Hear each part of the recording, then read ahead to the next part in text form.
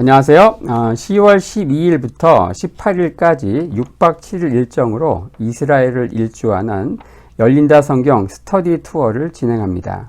열린다 성경 스터디 투어는 단순한 성지순례가 아닙니다. 매일 아침 1시간 반씩 성경과 그리고 인문학을 주제로 공부한 후 현장을 답사하는 기독교 인문학 여행입니다. 로뎀나무 아래에서, 갈멜산 언덕에서, 그리고 갈릴리 호수에서 성령의 임재를 경험하고 싶은 분들을 이번 스터디 투어에 초대합니다. 자세한 일정과 참가자들의 리얼 후기 등은 영상 하단에 링크를 참고하시기 바랍니다. 안녕하세요. 세계사엔 교회사, 세계사와 함께 푸는 스토리텔링 교회사 시간입니다. 저희들이 중세 역사, 중세 교회사 살펴보고 있죠. 서로마 제국이 멸망하는 476년부터 동로마 제국의 수도 콘스탄티노플이 함락되는 1453년까지 476년부터 1453년, 소위 말하는 중세 천년의 역사를 살펴보는데 중간에 4개 이정표를 정했습니다. 유스티니아누스 황제, 그리고 샤를마뉴 황제, 그리고 그레고리우스 7세 교황, 이노센트 3세 교황. 자, 2명은 황제고 2명은 교황이죠. 나름의 기준이 있습니다. 자, 유스티니아누스 이때의 동로마의 황제인데 서로마 제국의 영토 상당 부분을 회복했다. 로마가 다시 하나로 합쳐지는 게 아닌가 그런 꿈을 꾸게 했죠. 샤를마뉴는 서로마 황제가 사라진 이후에 서로마 영토를 대부분 통일을 시키고 로마 교황으로부터 사라진 서로마 황제의 대관식을 했다. 800년, 바로 중세 천년 최고의 빅 이벤트, 800년의 해 꼭 기억해야 된다고 했죠. 그리고 나서 중세 최고의 화두가 뭡니까? 서유럽에서는 황제가 세냐 교황이 세냐 서로 힘겨루기. 자, 바로 그레고리우스 7세 교황 앞에 황제 하인리 4세가 무릎 꿇습니다. 3일 동안 무릎 꿇고 있어요. 자, 그리고서 용서를 구하죠. 바로 소위 말하는 카노사의 굴욕, 황제보다는 교황이 더 세다는 걸 보여준 그 사건입니다. 그 이후에 교황 권력이 점점 정점을 향해서 올라가죠. 어느 때까지? 바로 이노센트 3세까지. 당연히 그 이후에는 추락을 하게 됩니다. 저희들이 살펴보는 시기는 이제 로마 제국이 멸망하게 되는 그 계기를 초래한 게르만족이 떼거지로 밀려오는 그런 상황들을 저희들이 각 종족의 이동 과정으로 디테일하게 살펴보고 있습니다. 자, 게르만족의 대이동, 오늘은 이탈리아 본토, 로마 제국의 핵심이죠. 노른자이, 이탈리아 본토를 차지한 동고트족에 대해서 한번 살펴보려고 합니다. 게르만족의 대이동을 통해서 로마 제국이 결국 무너지게 되고 중세가 개막이 됩니다. 그 이후 1, 2세기 정도 지나서 어떻습니까? 야만족들이 떼거지를 막 싸우고 펼치는 아수라장, 약육강식, 동물의 왕국이 펼치다가 대충 교통정리가 되죠. 교통정리가 된 상황이 이렇습니다. 서쪽 로마에서만 벌어진 거예요. 동로마, 소위 말하는 비잔틴 제국은 이후에도 1000년 이상 지속이 된다. 이 서로만 어떻습니까? 이 스페인 여기에는 서고트족이 차지하고요. 그리고 유럽의 본토 거의 대부분을 프랑크족이 차지하고 그중 일부 이 동쪽 여기를 부르군트족이 차지하고요. 그리고 이탈리아 반도 대부분을 이제 동고트족이 차지한다. 오늘 살펴볼 내용이죠. 그리고 이탈리아의 북서쪽 여기에 롬바르족이 오게 된다. 그리고 아프리카에는 이제 반달족이 정착을 하고요. 그리고 영국은 이제 앵글족과 섹스족이 가가지고 하나를 합쳐져서 이제 앵글로 섹슨 왕국이 등장을 하게 된다. 모두 이제 게르만족의 일파이지요. 저희들이 하나씩 자세히 살펴보는데 좀 복잡할 수는 있지만 이것을 알아야만 이후 펼쳐지는 다단하게 펼쳐지는 중세 역사를 이해하는 그 뼈대가 된다는 것이죠. 자, 지난 시간에는 잉글랜드의 조상이 된 앵글로 섹슨족에 대해서 살펴봤고요. 오늘은 이탈리아 본토를 차지하는 동고트족의 이동에 대해서 이제 살펴볼 차례입니다. 자, 동고트족, 원래 이제 3세기경에 원래는 이제 고트족은 하나였는데 그 이동 과정에서 동고트와 서고트족이 분리가 됩니다. 이 서고트족은 다키아 속주, 그러니까 로마 제국 국경까지 더 서진을 하게 되는 거예요. 하지만 동고트족은 흑해에 그대로 남아 있습니다. 그 기준점이 바로 드네프르강이죠. 드네프르강. 이 드네프르강 쭉 이렇게 올라가게 되면 지금 이제 키예프가 있어요. 우크라이나 수도인 키예프, 키이우라고 하죠, 지금은. 자, 바로 이 드네프르 강을 기점으로 해서 여기 같이 있었는데 고투족이 동고 쪽은 그대로 남아있고 서고 쪽은 더 서진을 해서 이게 로마 제국의 국경이죠. 로마 제국의 국경, 이 다키아 속주에 속하는 그 국경 바깥에 여기까지 오게 된 게 서고투족이죠. 여기는 이제 동고투족이고, 근데 훈족이 침입하면서 이제 이 동고쪽이 밀려오면서 서고 쪽이 밀려 들어와서 이제 로마 국경 안으로 들어오게 된다. 수차례 이야기했습니다. 3세기경 동고 쪽과 서고 쪽이 분리된 상태에서 4세기경 후반에 동고 투족은 그 흑해 그 부근에서 에르마나리크라고 하는 왕이 등장하면서 전성기를 구가합니다. 주변에 엄청나게 넓은 영토를 차지하게 되죠. 하지만 그것도 잠깐이었고요. 375년 4세기 후반 훈족이 어때요? 돈강을 건너면서 바로 여기가 이제 돈강이죠. 돈강을 딱 건너면서 어떻습니까? 훈족에게 동고투족은 멸망당하고 지배를 당하게 되죠. 나중에 훈족의 최고의 왕인 아틸라가 차지했던 영토, 광활한 영토가 이렇습니다. 엄청나게 넓죠. 게르만족은 이 훈족 앞에 감히 명함도 못 내밀었죠. 이렇게 엄청난 훈제국을 이제 이루게 되고요. 동고투족은 속절없이 훈족에게 정복당해서 훈족은 이제 이 동고투족을 전쟁할 때 이 전쟁터에서 최전선에 배치해서 화살바지로 사용했다고 하네요. 하지만 이 엄청난 훈제국도 어떻습니까? 아틸라가 453년에 죽고 나서 그 드넓은 훈제국은 거품처럼 사라지게 되죠. 그리고 나서 거기 밑에 눌려있던 동고투족은 마침내 기지개를 펴니다. 아틸라가 죽은 이듬해 454년 네다오 전투에서 게르만족들은 전부 연합해서 훈족에 맞서서 전쟁을 벌이죠. 마침내 승리하고 동고투족은 훈족의 지배에서 벗어납니다. 이후 동고투족은 어떻습니까? 그 동로마 비잔틴 제국의 속국으로 자진해서 들어가고 동로마 제국의 방위를 담당하게 되죠. 지도와 함께 보겠습니다. 바로 이 동고투족 여기에 있고요. 여기서 옆에 있는 동로마 제국의 방위를 담당하고, 이 당시에 이탈리아 반도는 어떻습니까? 이즈음 거의 멸망할 즈음이고, 좀 지나서 오도아케르에 의해서 서로마 제국이 멸망하면서 오도아케르가 이탈리아 본토 여기를 이제 차지하고 있었고, 이 동고트의 왕인 테오도릭, 지금 이야기하려고 테오도릭 왕이 여기를 그대로 접수하게 되는 상황이죠. 자, 이런 상황에서 이제 테오도릭이 등장합니다. 454년, 그러니까 네다오 전투에서 게르만족 연합군이 훈족을 격파한 그 해에, 그러니까 독립을 한 그 해에 동고투족 추장의 아들로 태어납니다. 이 테오도릭은 게르만족 이동 역사에서 야만족 가운데서 유일하게 대제로 추앙받는 인물이기도 하죠. 그는 어린 시절 비록 인질의 몸이지만 비잔틴 제국의 수도인 콘스탄티노플에서 상당히 수준 높은 교육을 받습니다. 그리고 두 명의 황제 레오 1세와 제노 황제의 관심과 사랑을 받게 되죠. 그리고 483년 동로마 제국의 군사 장관이 되고요. 1년 후에는 최고직인 집정관, 황제 다음으로 질 높은 집정관에 선출되죠. 가만히 있으면 거기서 굉장히 잘 나가는 거예요. 하지만 그는 5년 후인 488년 동로마 제국에서 누릴 수 있는 모든 혜택과 지위를 포기하고 오랜 선진 문화 유학의 종지부를 찍고 가난한 고향 땅 동고투 왕국으로 돌아가서 왕위에 오릅니다. 왕이지만 일신의 영달을 위해서는 그냥 비잔틴 제국에 사는 게 훨씬 나았겠죠. 지금으로 얘기하면은 예를 들어서 구글의 CEO, 인도 CEO가 그 모든 걸 다 버리고 인도로 가서 이제 스타트업을 시작하는 그런 상황이라고 볼 수 있겠죠. 자, 하지만 이제 동고투 왕이 됐지만 그는 아버지와는 다른 길을 모색합니다. 아버지는 자진해서 동로마의 속국에 들어갔고 거기에 만족하고 있었다면은 테오도릭은 독립에 대한 야망, 더 나아가서 넓은 영토를 차지한 제국을 이루고자 하는 야심이 불타 있었죠. 자, 그가 이제 시작했을 때 작은 동고투족 여기였죠.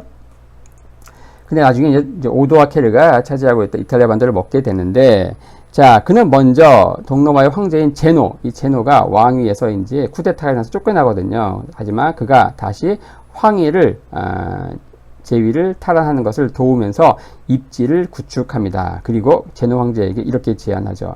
내가 동로마 제국의 평화를 위해서 저 오도아케르, 이탈리아 반도에 있는 저 오도아케르를 제압하겠다라고 자원합니다. 당연히 제노 황제는 환영을 하겠죠. 자, 오도아케르가 이제 차지하고 여기 이 지역, 이탈리아 본토, 여기를 마침내 이제 전쟁을 합니다. 이 오도아케르는 어떻습니까? 잠시 언급할 필요가 있는데, 476년 바로 서로마 제국이 멸망한 해죠. 476년 서로마 제국의 마지막 황제, 로물루스 아우구스투스 어린 황제를 강제 퇴위시킨 후, 오도아케르는 어떻게 합니까? 동로마 황제인 제노에게 자신을 이탈리아 담당 황제 대리로 임명해 달라고 부탁을 하죠. 하지만 거부당하고, 그러니까 자칭 왕이 되어서 17년간 이탈리아를 이제 통치하죠. 그는 자신을 따르는 고작 10만 명밖에 안 되는 게르만 군사를 가지고 20배나 많은 이미 문명화된 그 패자를 통치해야 되는 상황이었어요. 그는 결국 이제 패자와의 공생을 선택을 하죠. 그는 17년간 꽤 정치를 잘했고 선정을 베풀었다고 합니다. 그 핵심은 뭐냐? 자, 당시가 굉장히 치안이 위험한 안 좋은 상황이었기 때문에 군사 치안 담당은 우리 게르만족이 한다. 하지만 로마인들 너희들은 행정을 담당해라. 이렇게 해서 군사와 행정을 철저하게 나누고 서로 결혼도 하지 않고 이렇게 하면서 이제 공존 공생을 이제 모색했던 거예요. 그래서 17년간 이탈리아는 이제 다시 경제가 회복되면서 굉장히 잘 나가게 되죠. 자, 그런 상황에서 이제 테오도릭이 동로마 황제 제노의 허락을 받고 이제 원정을 옵니다. 마침내 493년 이 수도인 라벤나를 점령을 하고 결국 그대로 접수하게 되죠. 자, 이렇게 하면서 이 지역은 어떻습니까? 과거 동고 쪽이 여기 있었죠. 그 이 지역은 전부 오도아케르가 차지하는 이제 영토였는데 여기를 그대로 다 먹게 되면서 나름 꽤 넓은 영토를 차지하게 되죠. 바로 테오도릭의 꿈이 마침내 이루어졌습니다. 여기 전체를 테오도릭의 동고트 왕국이 차지하게 되고 그 옆에 국경을 마주 대하는 게 동로마 제국, 비잔틴 제국이 되는 것이죠. 그는 명목상으로는 이제 동로마 제국의 군사 총독이었지만 실제는 어떻습니까? 독립된 위치였고 또 이 지역에서 그냥 독립된 왕이었습니다. 그 역시 선정을 베풀었다고 하네요. 자, 이런 가운데, 507년 부의 전투가 벌어지는데, 부의 전투, 바로 이 전투는 바로 서고트족과 프랑크족이 갈리아 지역에서 싸우는 거예요. 자, 이 전투가 뭐냐? 이 전투, 이제 동고쪽 여기 있고, 이 부의 전투, 여기에 이쯤에서 이제 전투가 벌어지는데, 507년. 이 전투가 벌어지기 전에는요, 프랑크 왕국이 요만큼 있었습니다. 요만큼이 프랑크 왕국이었어요. 프랑크.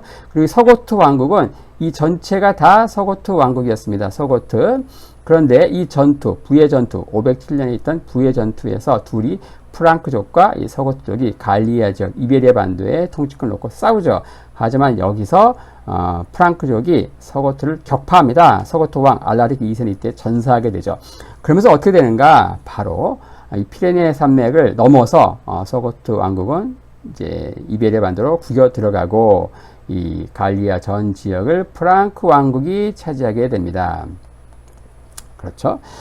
자, 하지만 이 갈리아 지역, 이 지역을 잃고 이베리아 반도로 들어갔지만 어떻습니까? 여기 와서도 계속 내분에 시달리고 왕자의 난이 시달리면서 위기에 처하자 이 같은 고트족, 동고트족의 왕인 통치를 잘하고 있던 테오도릭 왕에게 섭정을 요청합니다. 이렇게 하면서 이후 겨우 프랑크 위협에서 벗어나게 되죠.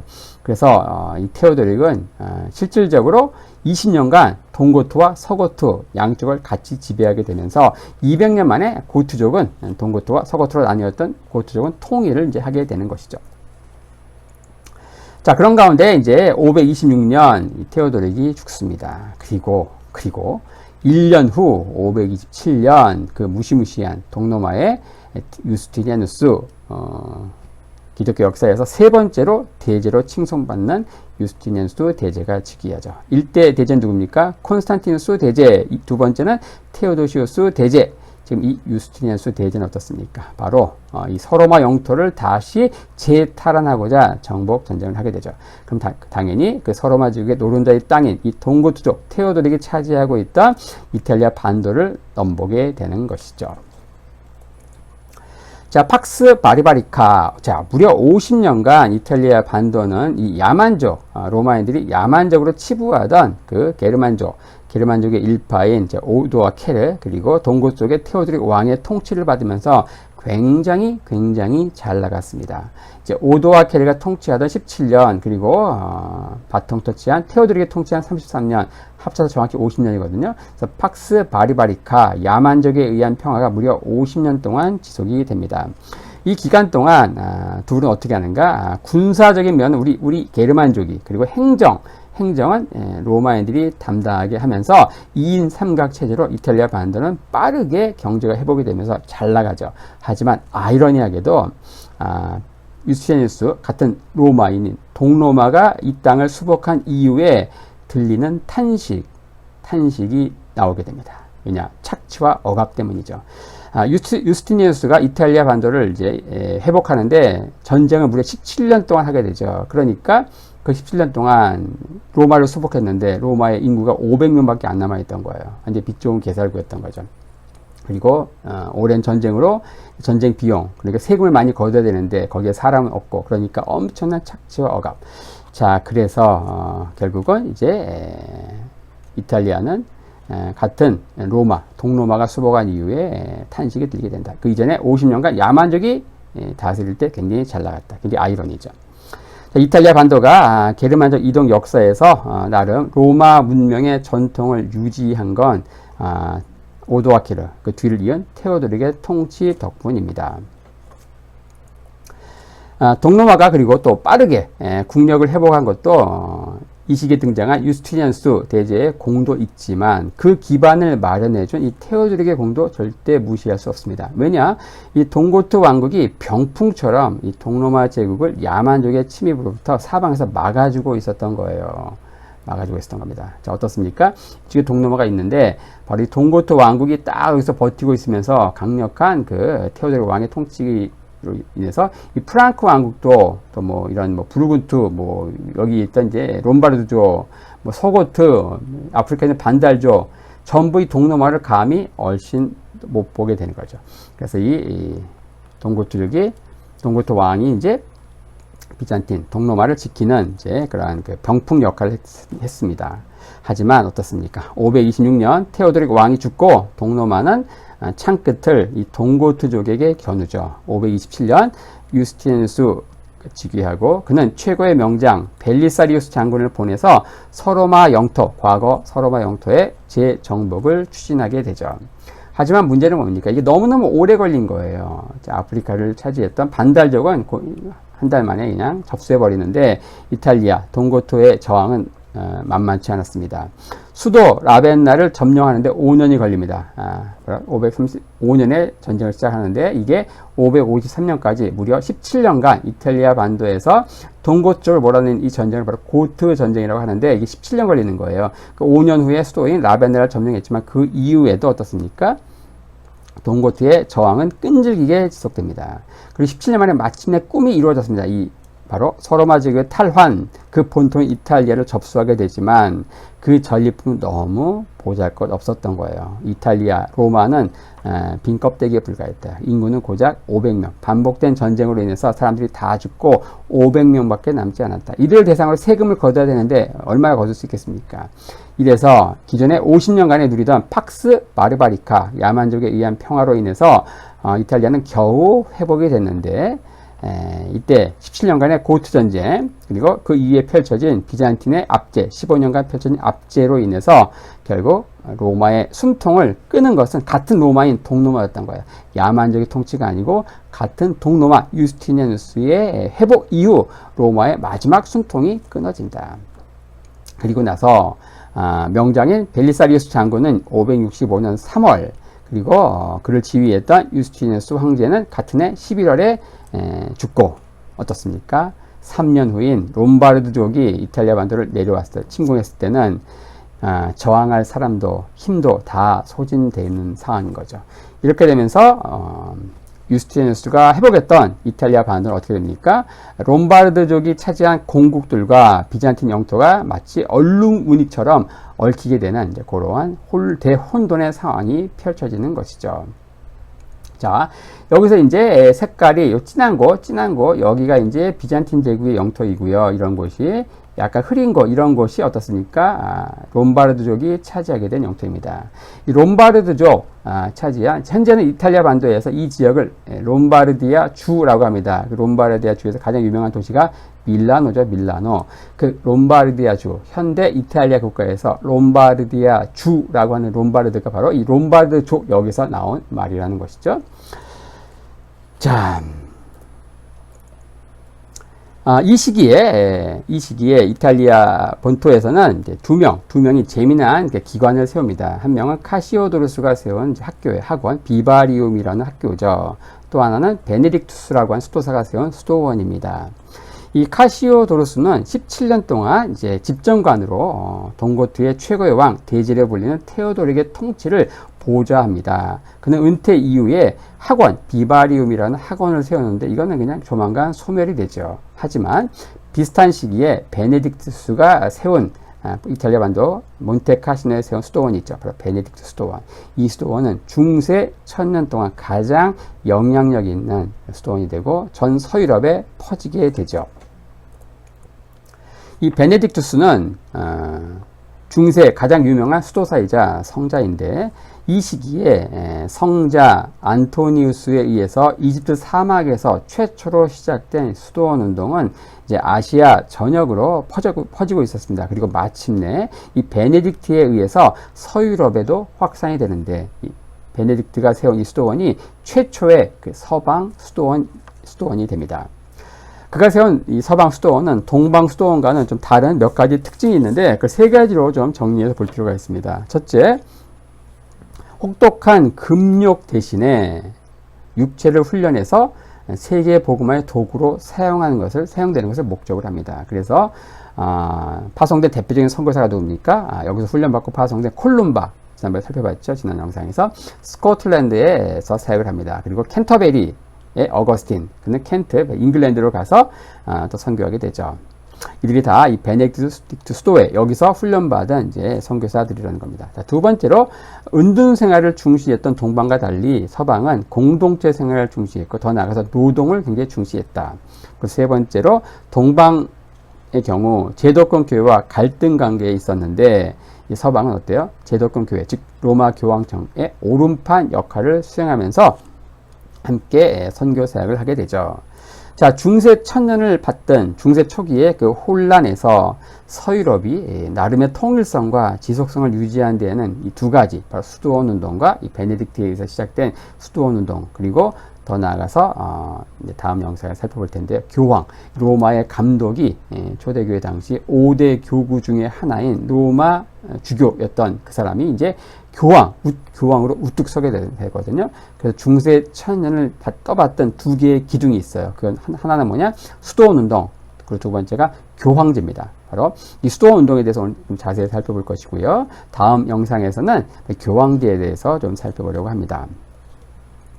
자, 베네딕투스는 이제 480년 이탈리아 중부에 있는 누르시아 지역에서 로마 귀족 가문에서 태어나죠. 그는 로마에서 공부하다가 부패한 사회상을 보고 실망을 하고 이제 세속 직업을 포기하고 수도사가 되기로 결심을 하죠. 그리고 몬테카시노에 수도원을 건립하는데 그 이후 그가 세운 수도원은 서유럽에 다 퍼지면서 중세 천년을 이어간 대표적인 기관이 되죠. 그러니까 이탈리아 가면 이제 요 몬테카시노 언덕에 있는 요 베네딕트 수도원, 서방 최초의 수도원이죠. 여기를 이제 한번 방문할 필요가 있겠죠. 이후 한 세기도 안 돼 서유럽 각지에 이 베네딕트 수도원이 설립된다. 그리고 이 베네딕트 수도회는 그게 세 가지 면에서, 첫째, 중세 유럽의 학문을 진흥시키고, 그리고 교회 성장과 그리고 문명 확산에 가장 큰 기여를 했다고 볼 수 있죠.